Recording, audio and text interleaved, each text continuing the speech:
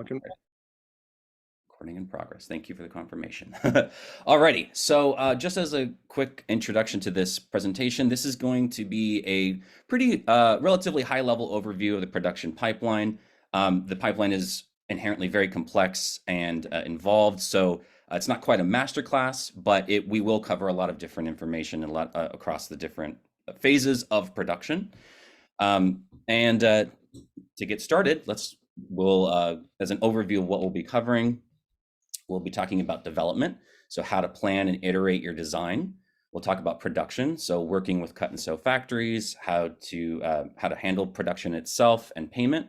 And then we'll also touch on selling your product and ways that you can do that and approach getting your product out there. All right. So here we have a simplified graphic outlining the different phases of the pipeline. While it's kind of represented as distinct phases, both kind of here and through the slideshow because of the nature of a slideshow. I do want to call out that some of these parts and some of these phases are really intertwined and feed back into one another. They're not always 100% distinct or linear.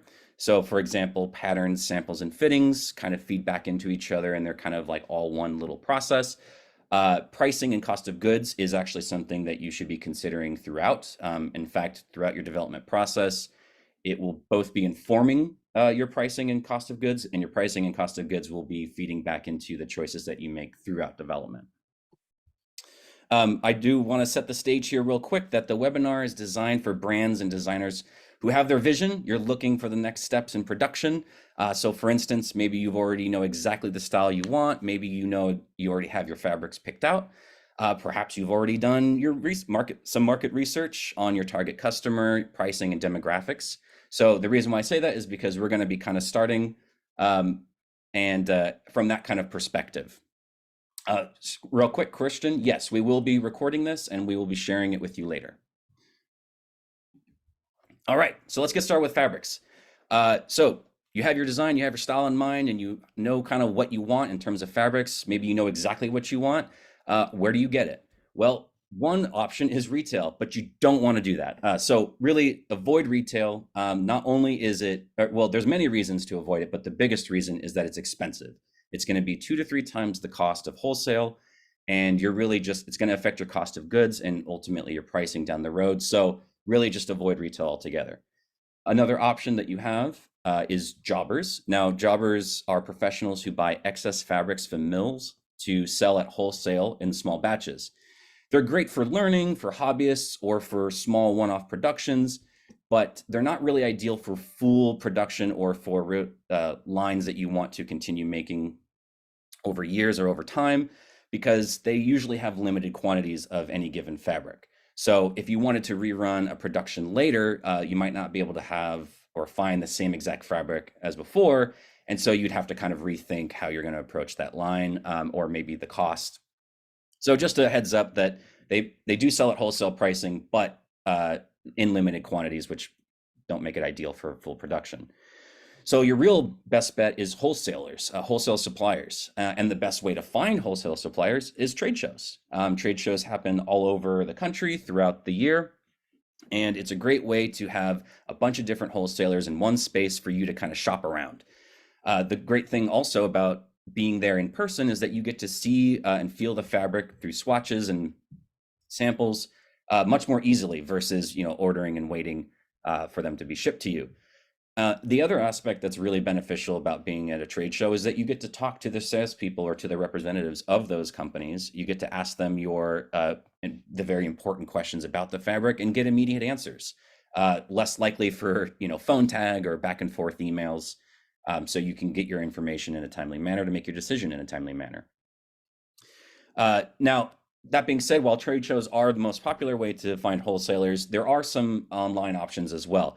It's not as common to see them online, and not all wholesalers have an online presence, and those who do might not necessarily sell online, but it is still potentially an option.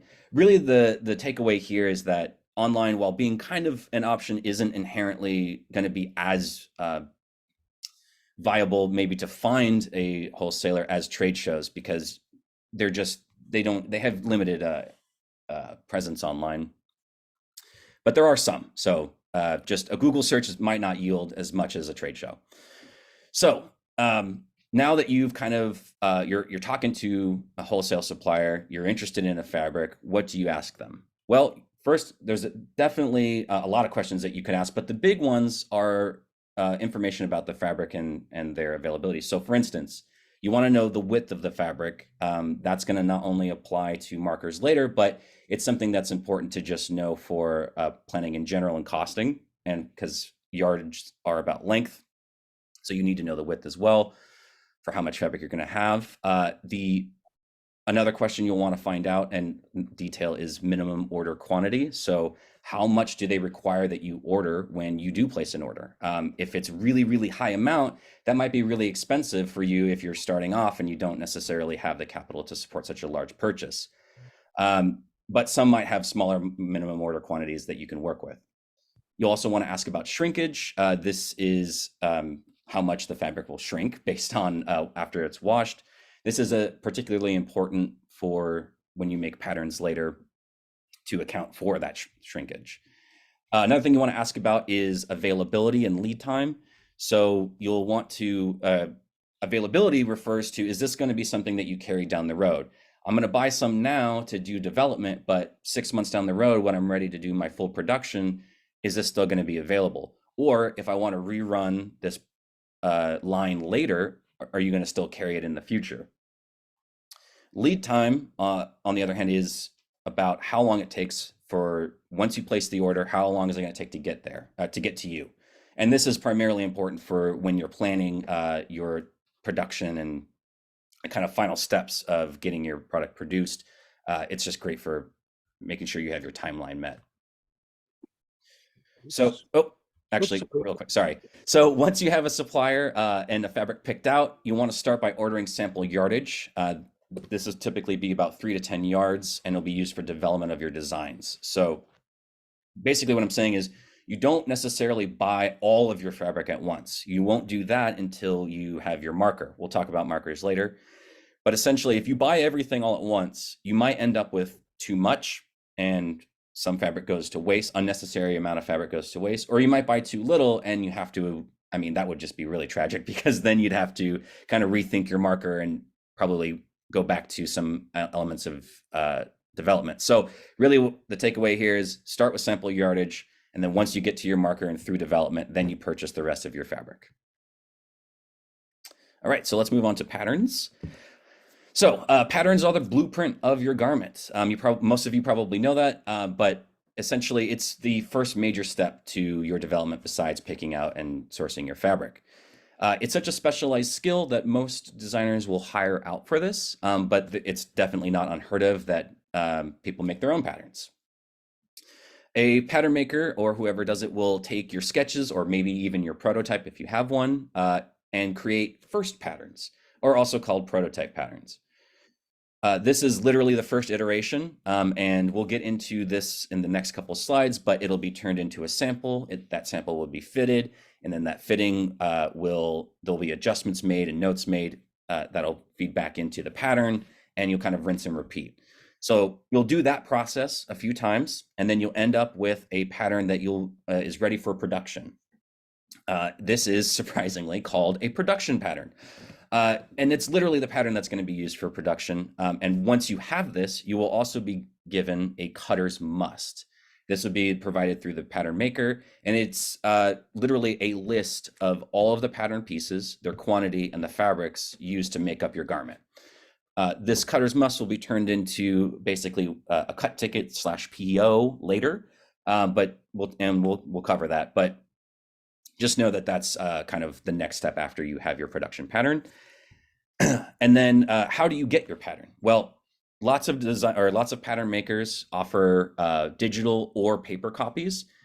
Some might offer only paper or only digital, but if you have the opportunity, you should get both, because not all cut and sew factories will accept digital pattern formats.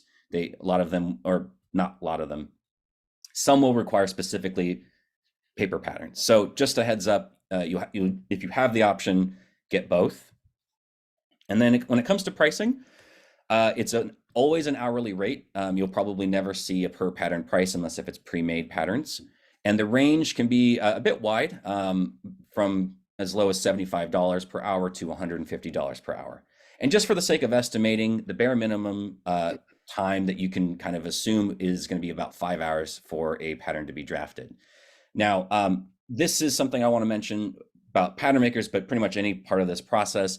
If you are looking for a pattern maker or any professional in any of these steps, SFMade can help you with that. And that's part of our focus. So if there's at any point, if you're looking for any of these services, please reach out to us. We'd be happy to help. All right, let's move on to samples. So like I mentioned, one too many. There we go. So like I mentioned earlier, your first pattern is going to be sewn into your first sample. This is usually called a fit sample, sometimes called prototype sample, but basically it's your medium. It's going to be your first kind of version of the garment, and it should be produced in medium. That's kind of the industry standard. Using a fit model, again, we'll talk about this in the next slide. The sample is fitted, and if there are any changes that need to be made, they are noted either with pins, written notes, or whatever the method that you're using is. And that feedback will be brought back to the pattern maker, and to adjust the pattern, to make a new sample, and so on. So you can see how these kind of all feed back into each other a bit. One thing I want to say is you'll go through several different iterations of samples from your prototype or your first pattern to your sew-by, which I'll talk about. But there's one in the middle that is called the sales sample. And it's particularly important if you plan on selling your products through retailers, like via wholesale to retailers. You'll want to make a sales sample for each design, and in some cases even each color, so that whoever you're working with, like the purchasing manager or the owner of the store, can see all the different options that you have and choose which ones they want to buy and in what quantities. So it's just something to keep in mind that there is a specific version, which is the sales sample. And I didn't clarify it first, but a sales sample is practically the final version. So it's going to be a very close representation of your final version of your garment. Though there might be some small tweaks that are made at the end, it should be basically what you are going to make. So that being said, your actual final version of the sample is called your sew-by sample. And this is going to act as the gold standard and reference for the factory to sew by. That's why it's called sew-by. Again, there's a possibility you might make last minute little tiny touches, but this is ultimately the final version. So in terms of sample makers, who makes the samples? Well, typically pattern makers are actually very adept sewers and usually offer sample sewing services. That's a tongue twister. But you can also hire a separate sample sewer depending on your situation, or sample maker, I should say. So if, like, for instance, if you make your own patterns, well, then you're probably going to find somebody who specifically makes samples, or at very least hire a pattern maker for their sample making services. And these are also charged at an hourly rate. It's a little bit less than pattern making, but it's still hourly, and the range can be anywhere from $45 to $100 an hour. All right, so the third kind of step in this feedback loop that we have is fitting. When you have your pattern turned into your sample, and then the sample is fitted on someone, that someone should represent your average medium-sized customer. Again, because your sample is going to be in medium. So this is where kind of your target customer research comes into play here. So the industry standard is to use a fit model from an agency. They are professionally trained on what to look for, how to provide feedback, but they can be expensive. They can cost anywhere from $100 to $200 per hour, which can be really cost prohibitive if you're kind of just starting out and you're kind of early on in your journey. So as an alternative, you can use friends or family. The important thing is that they represent the average medium target customer of yours, because otherwise the feedback they provide might not necessarily be useful if they don't represent your target customer. So additionally, fitting sessions. Sorry.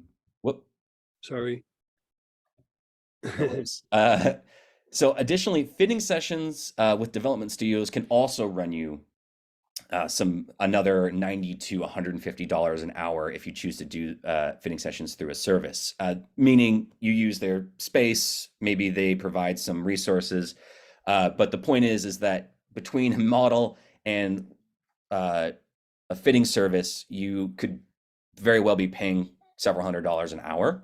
So if you are in that kind of situation, and even if you're not, your time is valuable. You want to get the most out of your fitting sessions. And so how to do that is stay organized and be prepared. So have all your tools ready. Make sure that you have all your tape measures, your needles, scissors, anything that you need to make adjustments. Avoid having too many people involved. It's really tempting to have your friends and family there, or maybe you just have a lot of people in there for one reason or another, but that can create a lot of noise. We all know the expression, I think, of too many cooks in the kitchen. It's exactly like that. It'll be very challenging to get any real meaningful info out of it. So keep it to 3 to 4 people, including yourself. To help you stay organized and not jump around from issue to issue, just work top to bottom from the garment. And that leads me into my next point, which is take extremely detailed notes. If you have to, and if everyone's okay with it, take a video, take pictures. The point is that you're going to have to relay a lot of this really technical, specific information back to your pattern maker, unless if they're there, and you want to make sure that you get it all right. Relying on memory alone is going to be challenging, so just make sure to take extremely detailed notes. So the next chunk here is, like I had mentioned in my graphic, is pricing and cost of goods. I bring this up here because your patterns, samples, and fitting process are all going to influence ultimately your price of good, or your pricing and your cost of goods. So how do you approach pricing? Well, there's kind of 2 different primary ways you can go about it. There's what bottom up and top down. So bottom up is where you create your ideal version of your garment, all the bells and whistles, the perfect version. And then you calculate all the costs of the material and the labor involved to make that garment, and you multiply it by the keystone markup. In fashion, that's usually, in a lot of cases, it's usually 3 to 4 times your cost of goods. So here I have an example of Ariel and her ballroom gown. In this example, this outer part of this dress is using 7 yards of silk. The dress in total costs about $2,000 to make. That's the cost of goods. And so we're multiplying that by 3 times, which is the keystone markup, to get a $6,000 MSRP. So MSRP being manufacturer suggested retail price, which is the price that your customers will pay. So that's kind of bottom up. Now, top down, it works kind of the other way. Instead of starting from the cost of goods, you're starting from what your target price point, what you want your target price point to be. This is through market research. So you research your customer, your ideal customer, your target customer, I should say. What is the maximum that they're willing to pay for this type of product with these type of materials? And you kind of essentially work backward a little bit. So you so you have your target price point, and then you adjust your cost of goods so that you can meet that target price point without sacrificing your markup and your margin. So in this very oversimplified example, we went from 7 yards of silk to create a $6,000 dress, but we found through our market research that our target price point is really $4,000. So in the iteration process, we actually changed the 7 yards of silk to 5 yards of rayon. And now our cost of goods has been lowered quite a bit, and we can now reach our target MSRP.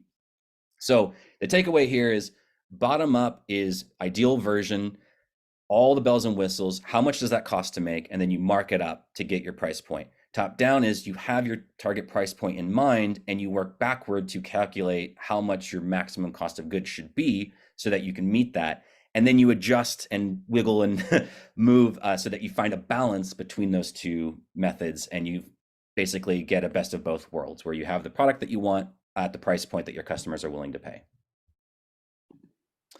All right, so that's pricing and cost of goods, but grading is actually going to be after you have your production patterns.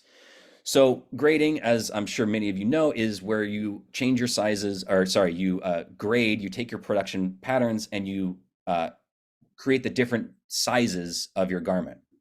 It's very mathematical, very specialized. Most people hire out for it.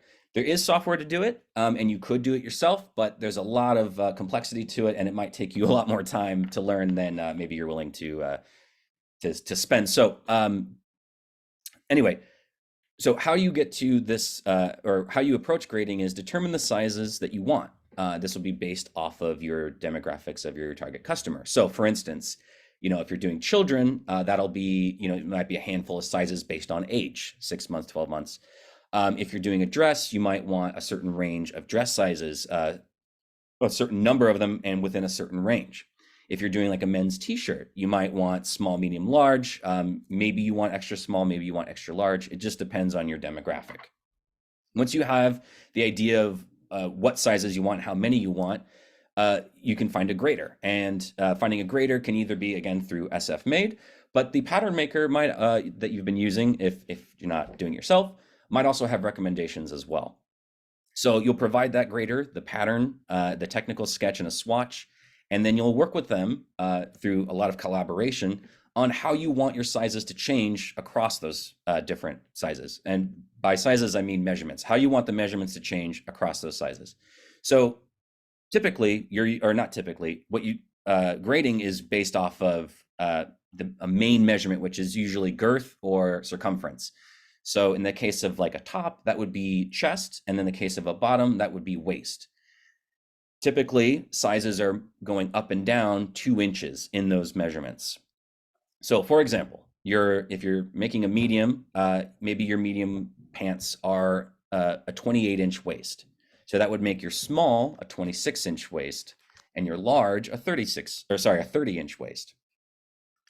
Now, not all measurements are going to change by 2 inches, and that's actually where a lot of the interesting mathematics come in and proportions. Everything is changing in some sort of proportional manner to that 2-inch change. So this is where you talk to and collaborate with your grader to dictate what those grading rules are. That's what those are called, is grading rules.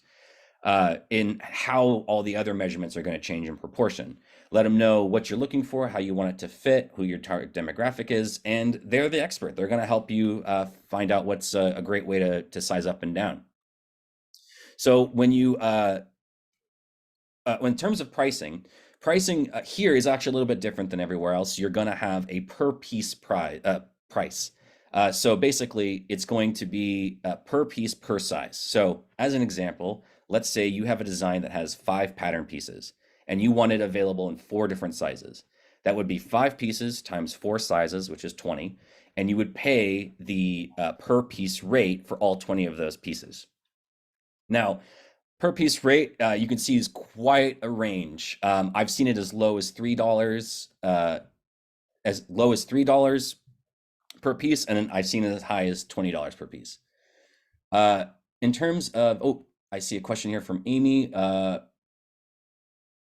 Would the grader also deal with the shrinkage calculations of the fabric as well as sizing? That's a great question. Yes and no. The pattern maker is also going to be doing that. So the pattern maker is going to create patterns that are going to account for the shrinkage, and then those patterns are where it's going to be graded. So in theory, yes, they kind of both play into shrinkage, but I think it's primarily going to be through your pattern maker. They're going to be the ones who you need to convey the shrinkage with. But definitely tell the grader as well. They're going to want to know that as also. So once the grading is complete, you're going to get what's called a nested pattern. That's this top right corner here. And that is where all the pattern pieces, all the graded pattern pieces are laid on top of each other, largest on the bottom, smallest on the top, so that you can see the way that the different sizes kind of relate to each other at like a high level overview. Once you sign off on that and you say, yep, this looks good, then the grader will actually turn all of these into the fully graded patterns in each size, and they'll send those to you. Again, just like patterns, you can have digital, some will offer digital, some will offer paper, or both. You're definitely going to want both options as well, because again, with cut and sew factories, they might not always take the digital form. So let's move on to markers. This is kind of like the last step before production. You're going to have a marker is essentially a stencil that lays out all the graded pattern pieces in such a way as to maximize the amount of fabric, excuse me, used when cutting their respective pattern out of the fabric. What I mean by that is it's essentially the way that they orient all the pieces so that you reduce waste of fabric when it's all cut out. A really an analogy that you can think of is cookie dough with cookie cutters, I should say. Now, you have to assume that you can't just re-roll all the excess cookie dough and flatten it out and cut some more out. Pretend that you can't do that. So if you want to maximize how many cookies that you get out of any given roll of cookie dough, you have to arrange the shapes in such a way that they are as close as possible without overlapping, and so that you maximize the amount of cookie dough that you're using. That's what a pattern is. Patterns can be created digitally, which is a lot more common nowadays, especially with how advanced computers have gotten over the last like 10, 15 years. But they can also be done manually as well, like you see here in the bottom right-hand image. Either way, they're printed onto large pieces of paper, and then the markers are placed on top of the large stacks of fabric that have been laid out. And the cutters will they'll cut, tracing the markers' outlines for the pattern pieces. This is also, and I mentioned this earlier, when you're going to learn how much of your fabric you actually need for your full production. You won't know until this point because how the marker is arranged is going to tell you how much fabric you really need. So, and your marker or the marker maker will tell you this. They'll provide it in their kind of like report that they give you. And so you don't necessarily have to calculate it yourself. They'll tell you. So marker makers markers are made by either marker makers and a lot of times even the graders. But in many cases, there's going to be cut and sew factories who have their own marker making service, which makes sense because it's pretty much immediately precedes production. So it's sometimes you're going to see one or the other. But anyway, so markers are about the shape. But now, how do you know how many cookies, if we're thinking about the cookie analogy, how many cookies do you want? That's where a cut ticket comes in. So, next slide, please. Sorry. So a cut ticket is about the quantities. It's essentially a purchase order that outlines all the pieces you need and the quantities that you need. So remember, this is a lot like a cutter's must. And in fact, I mentioned earlier, and in fact, the cut ticket is basically created from the cutter's must in a way. So what you'll usually include with the cutting ticket is not only the list of pieces and their quantities, but a technical drawing, and sometimes it'll include swatches. But the point is that you're outlining specifically what you need cut and how many of each one and out of what fabric. And it's going to be what the factory is kind of like held to. That's their guarantee, their contract essentially. So in the cookie dough analogy, this is like saying I need 20 candy canes, I need 15 Christmas trees, and 7 Santas. Michael Reha asks, how does this differ from a tech pack? Tech pack is, they're a little bit different. Tech pack is usually also includes all the a lot of other technical information, like really specific technical information. Like for instance, some of your hardware, your other bills of material, maybe more specific drawings or technical drawings. Cut ticket is primarily for cutting, so it's really related to how the pattern pieces are cut, whereas a tech pack also includes how things are assembled, hardware that's involved. This is also a great question because tech packs are surprisingly not used as much as it sounds from various sources online. Many times cut and sew factories won't even use tech packs. They won't look at them. They'll stick to your cutting ticket and through the conversations they've had with you. But if you're providing an extremely detailed tech pack, they might not even actually use those to some degree. It's a great way to stay organized. And if you're keeping it up to date with all the little changes that you're making, then it's still a great resource for you to kind of refer back to. But in our experience and what we see and what we hear is those are not really used in factories, at least in San Francisco and the people that we've worked with. So Just a heads up that don't stress if you don't have a tech pack, but if you do have one, it's still a great way to kind of keep track of all your materials and your garment. So bring it back to markers and cutting prep. To the high level here, and the takeaway is that markers are about the shape and the orientation of those shapes of your patterns, whereas the cut ticket is more about the quantities involved and the specifics around how many you're going to get and of what pieces. So now you're ready to produce. All right, so in this example, we're going to kind of just assume that you've already narrowed down your search to a few different factories, but just know that this is especially something that we can help you out with. We work with a number of different cut and sew factories in San Francisco and Bay Area, and we can definitely help you. This is a much more kind of high touch type process. So we're just going to kind of skip over that, but absolutely reach out to us if you are looking for a cut and sew factory. So let's say you narrowed it down to a few different options. The industry common practice is that you order a top of production sample through the factory. This is an opportunity a top of production sample is a sample created using the patterns and information that you provide. So it's your patterns and information, but run through their production process. So unlike the one-off samples that have been created so far, this is actually produced through a scaled operation, which means that there's a potential to highlight different issues and different things to consider. So, and I'll get into that in a little bit, but the top of production sample is created. You're going to review and inspect that sample, make sure it meets what you're looking for, make sure it meets your vision.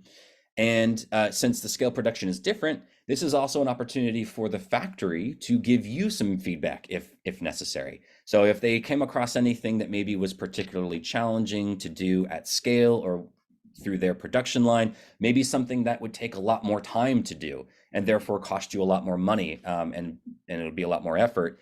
This is where you might have small adjustments to your design last minute, mostly just so that you can save money on labor, but also it's easier to produce. This is also, and most importantly, the time to start building your relationships.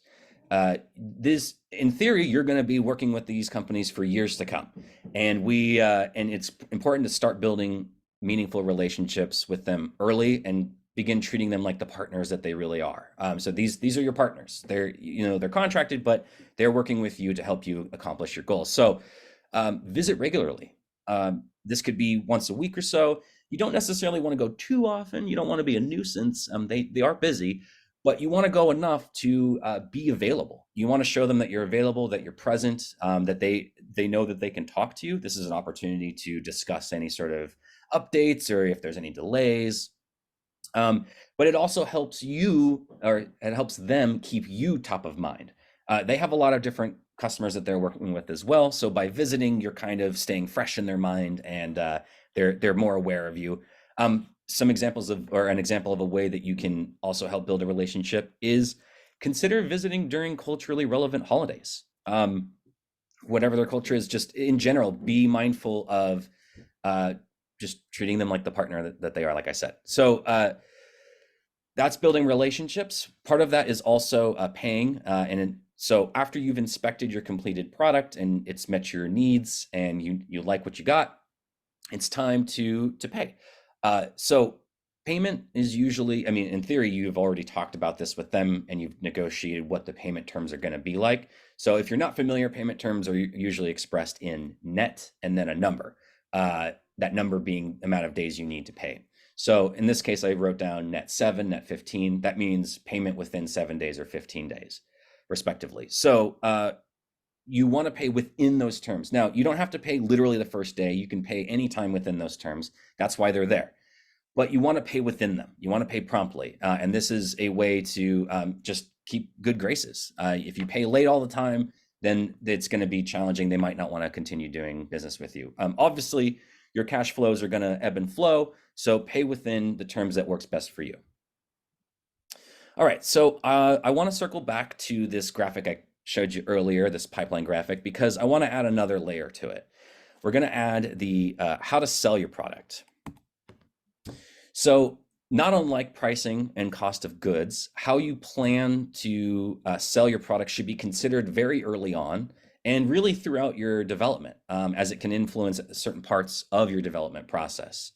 So let's talk about some ways that you can sell your product and how that kind of looks throughout your development. So one method is retail, meaning selling via wholesale to retail sellers. This is a great way for your customers to see, feel, and try on your clothes in person. Makes the decision easier, less likely for returns. You also get to leverage the store's existing customer base. So you're not necessarily building customer base from scratch. You're kind of leveraging who already shops there, and take advantage of that brand recognition and their customers. Now, or their customer base, I should say. Now, that being said, keep in mind that it requires a lot of effort to sell and find retailers to sell to.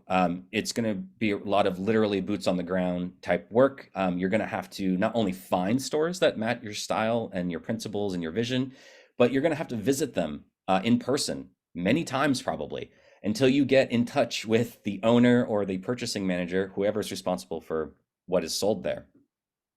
And this is where sales samples comes into play again. So as I had mentioned earlier, you want to have your sales samples prepared. You want to have them in each design that you want and any different variations that you're going to create so that they can choose which ones they really want and which ones they don't. That will also educate you on how many to produce of each size and design. Another kind of potential thing to consider is that you might start off on consignment. Consignment means that they take your product, they put it on their shelf, but you aren't paid until it's sold from their store. So unlike a typical situation where you would, they'd say, I want 100 units. They pay you for 100 units, you give them 100 units, and then it's done. This would be, I give you 100 units and I don't get any money until they're sold. This means that you have some deferred cash flow, which if you're very early on can be kind of challenging to handle. Also, it's pretty challenging to manage. You have to keep track of each batch, how much was sold of each batch that you gave them. So if you go back again, there might be some left over, you add a new batch, and you got to keep all that in mind, either with spreadsheets or software. And that's just one store. Never mind if you have multiple stores that you're doing this across. So it's just a lot of overhead. Now, that being said, one last little flip is because it's so challenging, you actually usually get the opportunity to get a bit more margin from your sales versus a traditional wholesale purchase. So because it's so much overhead and because it's low risk for the retail and high risk for you, you can charge a little bit more and get a little bit more margin from your sales compared to a typical retail situation. So that's retail. Next is e-commerce. So we're all familiar with shopping on e-commerce. But the great thing here is that if you make your own store, you control all the sales and the pricing. So you make all the profit, you control how it's sold, where it's sold, all that. You also have the potential to reach a wider audience. You're online, especially if you're shipping across the United States. Now people in Kentucky can purchase your clothes instead of being only the people who can shop in a local retailer. And another benefit is that it's easier now than ever to set up an e-commerce store. Many online e-commerce platforms are available with a range of customization and ease of use. So there's a lot of options out there for you. Now, that being said, a website takes a lot of work to make it great. You need to have a responsive website that loads fast. You need to make sure that all the links and everything works exactly like you want. You need to be user-friendly. But also you need to consider SEO, which is search engine optimization, how to get your website to pop up in search results. That might require a lot of extra effort in terms of online marketing, website optimization. The other thing too is if you are selling e-commerce direct to consumer and you plan on also selling through retailers, you have to be careful about your pricing. You do not want to undercut your resellers. If you sell something at $50, but they have to sell it at $60, you're undercutting them and you're competition at that point. And it's just going to sour that relationship. So you're going to have to at least charge the same amount, if not more, if you sell direct and through resellers. And then the last kind of thing to keep in mind, because it absolutely will happen, is that product returns for e-commerce, especially in fashion, are 2 to 3 times the rate of brick and mortar. We've all been there, bought something, maybe the color didn't look the same as it did on my monitor, maybe the fit wasn't quite what I expected, maybe I got the wrong size. Returns are going to be higher for e-commerce than they are for brick and mortar. So you'll need to make sure that your product pages are very detailed. You got great photos, sizing charts, pretty much all the information that your customer is going to need to make a decision comfortably and confidently. You also want a generous return policy so that they feel a little bit more comfortable. Should they not like it, they can return it. Next, we'll go on to events and markets. So this is also a common way for people to start off selling. It's easy to get in front of your customers. You're literally right there with them. You have the opportunity to talk with them in person, ask them questions. I mean, you don't necessarily want to bother them with a 30-minute interview, but it's a great way to learn about your customer demographic and what they're looking for. It's also easier, like retail, for your customers to feel, try on, even and see your products in person. Much more likely to purchase and stay purchased. Most sales are probably final. And so it's just a great way for your customer to feel confident in their purchase as well. That being said, markets are very time consuming. Not only is it about the actual market itself, which could be 4, 6, maybe even 8 hours, depending on the market, but it's also all the planning and prepping and teardown that you got to do. You also have to maybe potentially buy racks or rent a truck, rent tables. So it's just a lot of overhead and a lot of cost to just participate. On top of that, it can be expensive to just attend. West Coast Crafts, for instance, is $250 just to show up. There's no sales that are guaranteed. And so it's kind of like an upfront risk that you're paying to participate in events and markets. So while there is some benefits, it is also very time consuming and costly to do markets. And so it doesn't make them particularly scalable. Now, I'm not trying to scare everybody. And in fact, I actually want to say that, you have the advantage. You have the advantage as a small business with working with smaller batches compared to these large, Gap or whoever. You're working with much smaller and you're working much closer to your customer. By being local and working on a smaller scale, you can be more nimble and responsive than these larger brands. Small batches means if you have a style that didn't really sell so well, you're not going to be sitting on thousands and thousands of unsold units, maybe just a couple dozen. If you sell a lot, and this can also inform your next round of production as well. If you didn't sell a lot of A and B, but you sold a lot of C, maybe you make a little bit less of A and B next time and more of C or any version of that. And because you also have such a direct line to customers via your store or pop-ups or online through your metrics and emails and chat, you have the advantage to have a much more efficient feedback loop with your customer. This is something that large companies really struggle with. There are layers and layers and layers of bureaucracy between the customer and what they feel and who makes decisions. And it takes a long time before any of these decisions and things are made. So for you, having your production pipeline being local, having probably most of your supply chain being local, you can take this customer feedback, which is again coming to you much quicker and easier, and make impactful changes in a much shorter amount of time, like a few months versus upwards of a year. So you have this advantage over larger companies to be nimble and to be reactive to your customers and kind of really adjust based on their needs and their challenges. So more power to you. So anyway, that's going to be the last slide here, which is actually just in time for the last 10 minutes for Q&A. If anybody has any questions. And also feel free to type them in the chat, or if you want to ask them with your, using the microphone and camera too. That's either one is fine. I had a question. Does SFMade, do you vet the production factories for compliance with the Garment Worker Protection Act, SB 62, that was recently signed, that bans piecework?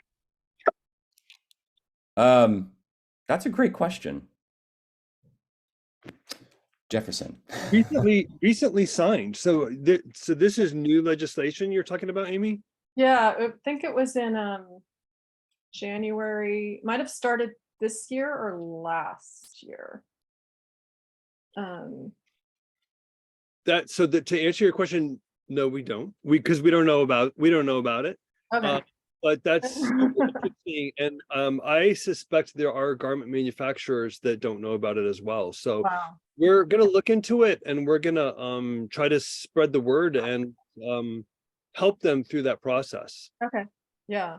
Yeah, thank you for I know that. in LA, the Garment Worker Center did a lot of work on it. I'm pretty sure it's not just Los Angeles.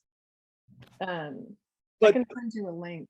But you know what though, it sounds like the intent of it is that they don't want workers to be paid per piece. Right. Yeah. To be. That's not really generally how cut and sew factories in San Francisco operate.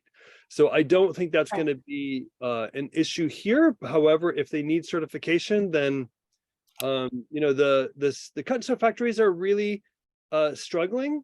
And so they're not going to be happy to hear about this one more layer of bureaucracy. They're going to have to jump through more hoops. And it's my guess is there's going to be a fee involved. But if the people that make our clothes aren't paid a living wage, then that's not fair either. So it's complicated. Yeah, it is. Yeah, we want the workers to be protected, and we want the factories to stay in business so that they can provide jobs. Exactly. Yeah. Cool. Thanks. I'll put some links in there. Great question. I see Maga asked, what about getting a job with local production company? Yeah, if you're looking for work or looking to find some jobs that are available, we have a job board. I can follow up with you with some more information and see if we can help you getting that. Get in touch with some local production companies. And then in terms of how much money starter do we need to start a business? That's a really, unfortunately, very challenging question. You're going to need, there's no particular dollar amount that you're going to need, but fashion is a very expensive business. It requires a lot of upfront capital before you can ever sell anything. As you know, kind of as I was going through, you know, for example, patterns, samples, fitting, these are all things that cost money in and of themselves. You got to buy fabric to some degree, not all of it, but you got to buy some fabric up front.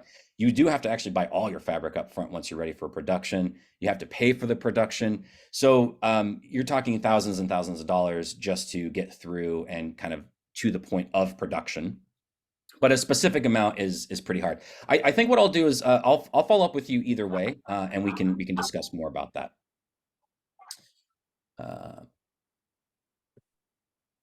What is the MOQ that some of the factories are willing to make? That's a great question. So there are some factories that I've seen as low as 50. Typically, though, you're going to see 100 units or 100 units being the minimum. That includes all sizes of the same unit, or same style. So if you have one style and you have 5 sizes and you have 20 pieces in each size, then that'll meet your minimum order quantity. But some companies might have a little bit higher, a little bit lower, but I typically see about 100 is the average. Oh, thank you, Amy, for sharing that link. Hey, Alex, well, since we're talking about the workers in cut and sew factories, do you want to also tell us about what you know about the registration that is required of and for who it's required? Yeah, so there's also among all the different permits and registrations you need as a business in general, there's also a garment registration certificate. It's required by the Department of Industrial Relations for anyone who's engaged in business of garment manufacturing. The certificate is actually pretty involved, though. You have to fill out a very long form with a lot of detail, a lot of specific detail. Got to pay a minimum of $750 for an application fee. And that is just the minimum. The actual fee depends on your gross receipts if you're, an existing business selling. And then also someone from the company, so I guess this would be you if you're a sole proprietor, has to take and pass an exam, which also costs $25 to take it all. And they only give you the details on the exam once you've applied and paid ahead of time. Then they'll mail you the details of when and where to take it. And then on top of that, it has to be renewed each year. So it's a pretty involved process. And, interestingly, from our perspective as an organization working with many designers and fashion brands, most don't have these. Most brands don't. The production companies, the actual factories tend to, but the designers and the brands themselves, the fashion brands themselves, don't have these, and they continue to operate normally without issues. So it is something that exists out there that you will probably see, but just know that we do, while it's required by the DIR, it is not something that we commonly see used and or not something we commonly see brands having. Sorry, taking notes here. All right. Let me go through here, make sure. Is there any other questions I can answer in the last few minutes?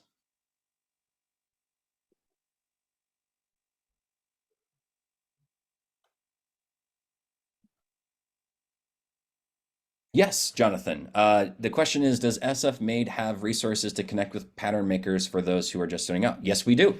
In fact, if you are ready to meet with the pattern maker now, I'd be happy to follow up with you, and we'll just find out a little bit more info about what you're doing, where you're at, and we can help connect you with the pattern maker.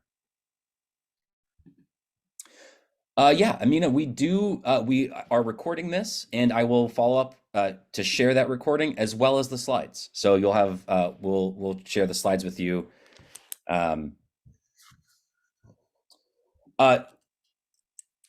Sorry, so to answer Amina, yes, we will be sending out the recording and the slides. Afatasi, if there are additional questions we need to ask, how do we get a hold of you offline? Because I'll be following up with everybody with all the resources, you can email me there, but also my email is alex@sfmade.org. So you can feel free to contact me anytime with any of your questions regarding pretty much anything here, you can contact me directly there, but you will also get my email once I send out all the resources after this webinar. I'm glad it was helpful for you, Marianne. You're welcome. All right, we got a couple minutes here, so if there's any straggling questions, happy to answer them while we're here. But also, of course, you can ask questions after the fact if anything pops up, an hour from now. Oh, thanks, Jonathan. You're welcome. Yeah, it's actually Alix, A-L-I-X. I know. Not a very common spelling.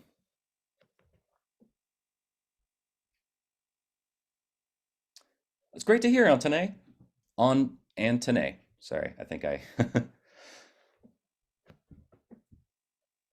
Likewise, good luck with all your projects. You're very welcome, Christian. And like I said, please do not hesitate to contact me. My email is here, but you will get an email from me. So feel free to just respond to that if you have any additional questions that popped up after the fact. And we'd be happy to help. I'll just add that just to close within the last 60 seconds here, that Alix has probably more information about the cut and sew factories here in San Francisco than many more people. They're a little bit sometimes challenging to reach. A lot of them don't have websites. Some of them don't answer emails. They're just like telephone people, or you just have to show up in person. And some of them are at capacity and not accepting new clients. Some of them are accepting new clients, but are hesitant to work with beginners because beginners are a little bit more work for them, and that eats into their profitability. So I would say reach out to Alix directly, give him as much information about your project, where you're at, your level of expertise, so that he can try to match you up with the cut and sew factory that would be the best fit. Right on. Thanks, Alix. Just feel free to hit reply whenever you get the link from him, and those messages will go right to him. All right, you're very welcome, everybody. Thank you so much for attending. I really appreciate it, and I hope you have a great rest of your day, and you'll hear from me soon with all the resources from this webinar. Stay Stop recording. Right on. Bye-bye.